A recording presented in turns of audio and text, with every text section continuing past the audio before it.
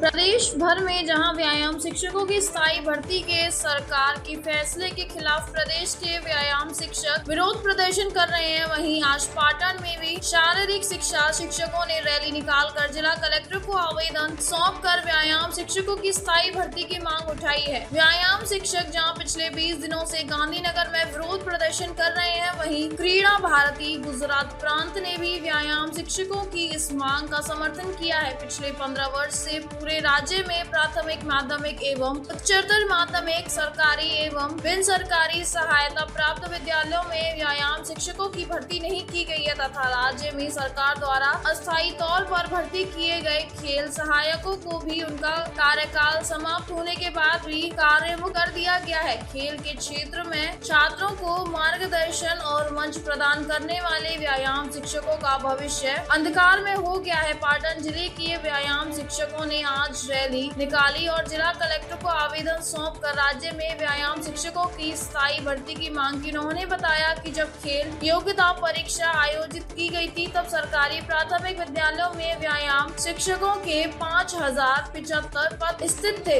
5075 पद रिक्त थे। उन्होंने मांग की नए जीआर और नया ढांचा तैयार किया जाए तथा व्यायाम शिक्षकों की तत्काल स्थायी आधार पर भर्ती की जाए। पाटन गुजरात से अल्पेश श्रीमाली की रिपोर्ट। नौकरी है એ ગમે ત્યારે એની નોકરી છીનવાઈ જાય છે।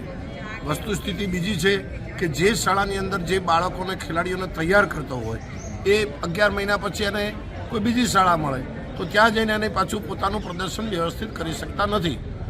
આ જે કોન્ટ્રાક્ટ સિસ્ટમ છે ભરતીની એ વ્યાયામ શિક્ષક માટે યોગ્ય અને બરાબર નથી।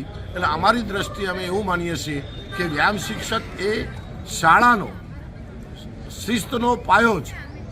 આજે આપણે જોઈએ છીએ કે ખેલ મહાકુંભ આપણે ગુજરાત રાજ્યની અંદર 2035માં ઓલિમ્પિકનું આયોજન પણ થઈ રહ્યું છે, તો એમની અંદર પણ જો પાયામાં જ વ્યાયામ શિક્ષક જ નહીં હોય તો કદાચ એમાં સફળતા મળશે કે કેમ એ પણ એક પ્રશ્ન છે।